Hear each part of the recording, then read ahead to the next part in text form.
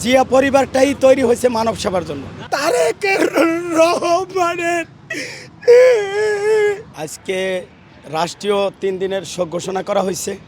নলের গোড়ায় নল হয়, বাঁশের গোড়ায় বাঁশ। জিয়া পরিবারটাই তৈরি হয়েছে মানব সেবার জন্য।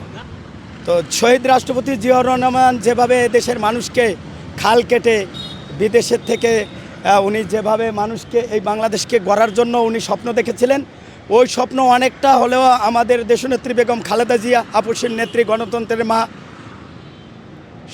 তিনি এই দেশকে এই যে আমরা কথা বলতেছি মুক্ত আকাশে মুক্তভাবে, এই কথা বলার সুযোগ উনি করে দিয়ে গেছেন। উনার এই আত্মত্যাগের বিনিময়ে আজকের এই স্বাধীন সার্বভৌম বাংলাদেশে আমি কথা বলতে পারতেছি।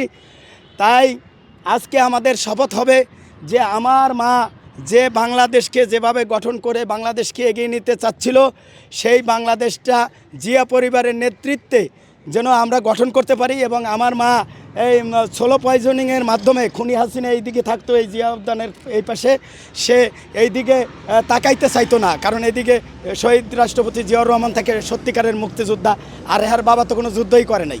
তো সুতরাং এই দিকে সে তাকাইতে চাইতো না।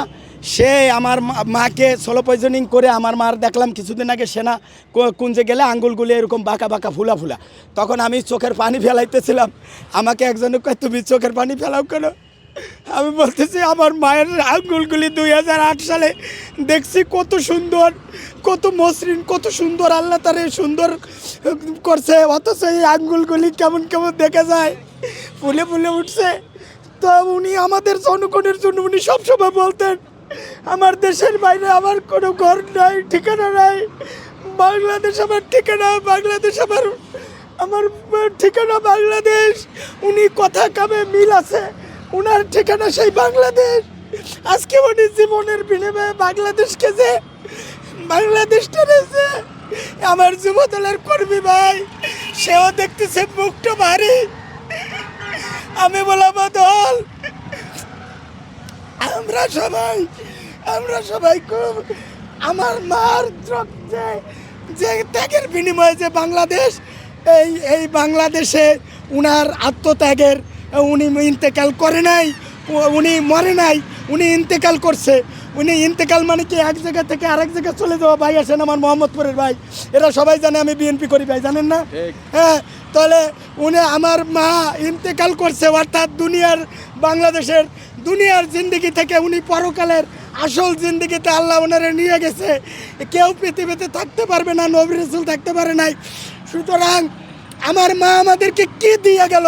আমাদেরকে স্বাধীনতা, মুখ খুলে কথা বলার দিয়ে গেল ব্যবস্থা, এই বাংলাদেশের মানচিত্র দিয়ে গেল, এই বাংলাদেশের সার্বভৌমত্ব আপসীন নেত্রী করে বাংলাদেশের র এবং ইন্ডিয়ার হাতে বাংলাদেশকে ওনার জীবন দিয়ে গেল। কিন্তু বাংলাদেশকে উনি দিয়ে গেল না, উনি বাংলাদেশকে মানুষের হাতে দিয়ে গেল না, উনি বাংলাদেশিদের কাছে হাতে বাংলাদেশকে বুঝাই দিয়ে গেল। সুতরাং ওই মাকে যেন আল্লাহ, শহীদ জিয়াকে যেমন অনেক লক্ষ কোটি মানুষ কবর, তখন তো লোক কম ছিল, এখন কোটি লোকও বাড়ছে, মিডিয়াও বাড়ছে। শহীদ জিয়ার জানাজায় যত লোক হয়েছে তার চেয়েও যেন অনেক গুণে গুণে বেশি লোক হইয়া এই শহীদ জিয়ার সুযোগ্য সহধর্মিনী তারেক রহমানের সুযোগ্য গর্ভধারিণী মা, কোকর মা, আমার দলীয় মা, তার জানাজায় যেন যে কোনো মানুষ, যে কোনো সকল মানুষ যেন আসে, এবং সবাই যেন যারা বিদেশে আছে যেন তারা গাইবেন না জানাজা পড়ে, এভাবে যেন মায়ের জন্য দোয়া করে। মা আমাদেরকে দেশ দিয়ে দিয়েছে, কথা বলার ব্যবস্থা করে দিয়েছে, মার জন্য একটু দোয়া করি।